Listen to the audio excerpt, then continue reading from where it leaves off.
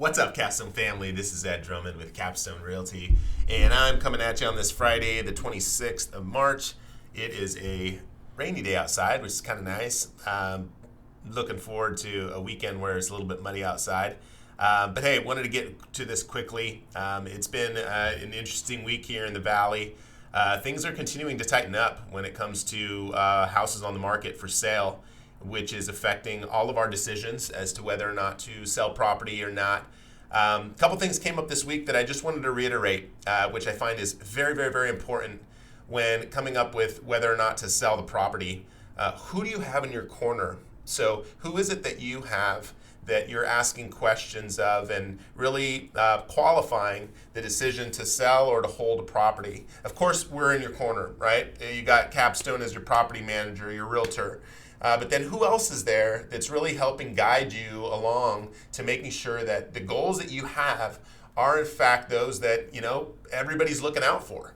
I think that's a big question to ask, and one of the most important that we often overlook are the tax consequences, or not just the consequences, but how in a market like this we're able to redirect or figure out, okay, how do we strategize when there's nothing on the market? So a 1031 exchange may not even be feasible, may not be realistic because there's nothing to buy. So if you can't find anything else anywhere else to reallocate those funds, reallocate the boot, right? Where are we going to put that money, and how's that going to affect you, right? The stress that I see for people that have to make those decisions once the wheels are in motion is a tremendous. So if you've got a great CPA, a great tax advisor in your corner that really knows what they're doing, that's in a market like this. To me, it's just something you can't even quantify. It's just so helpful. In addition, the people that you're hopefully getting advice from, those CPAs and those tax advisors, hopefully they really understand real estate and how it can affect you, not just from a tax perspective, but they can look beyond that. It's always interesting when you go to like a wealth advisor. The wealth advisor, often will want you to sell the real estate to give them the money to put into, stocks or whatever, wherever they're potentially going to make money. From a wealth advising standpoint, I love working with wealth advisors that charge flat fees so that you're getting the right response as they're your fiduciary. And it's easier to discern whether or not they're your fiduciary when they're just, making X dollars per month versus, making a lot or a little based on how much you're transacting.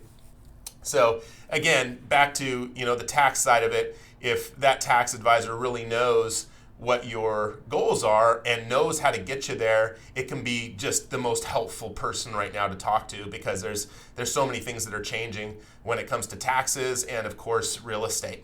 So definitely encourage you, if you haven't connected with somebody on that front or you're looking for someone, let me know. We do work with a couple people that I work with personally and have appreciated their feedback and like what they have to offer because they're knowledgeable in that space. So let me know if that's something we can help with.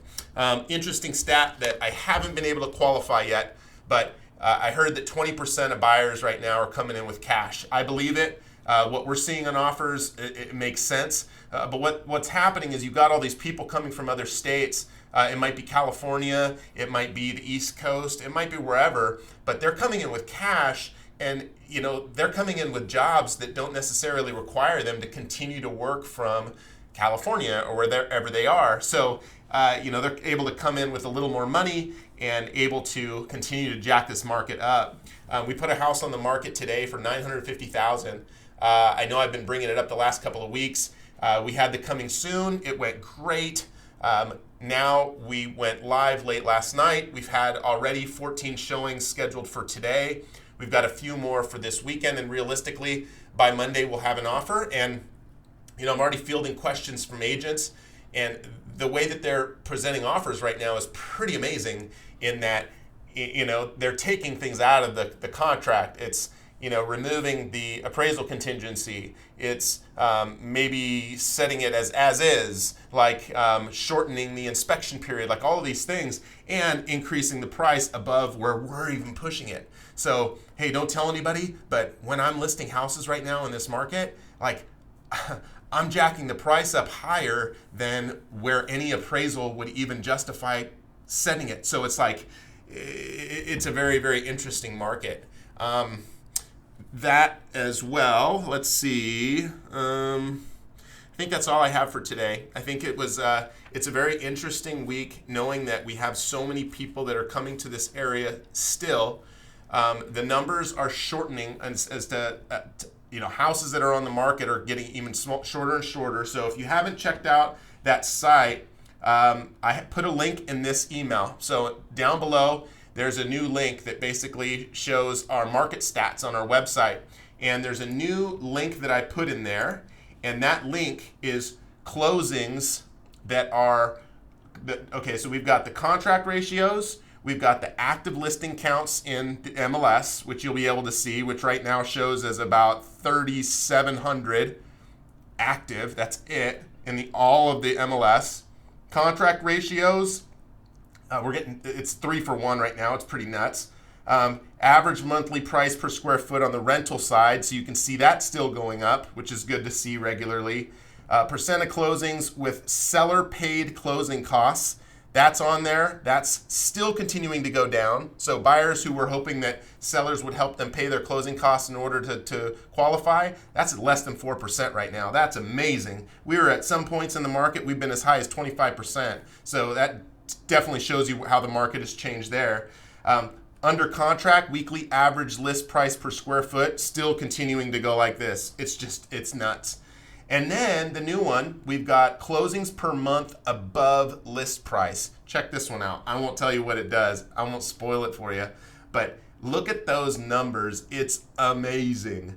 And then I also have included on here the closings over list price by price range over the last 30 days. Check that one out. That'll blow your mind. There are a couple price points in here, one of which 61% of offers accepted that sell are over asking price in a particular group in here. Check it out. It's pretty amazing.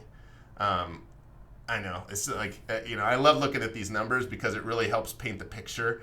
Sometimes it's like, oh my gosh, the market's crazy. But it's like, what does crazy really mean? It's like, look at these numbers. It's like, dang, the numbers don't lie.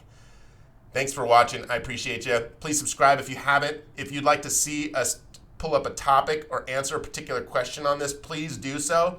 If I can't answer it, I would love to bring somebody in because I'd love to know where we're able to help you guys because I think, the more we know, the more we can navigate through these waters. Appreciate you. Have a great weekend.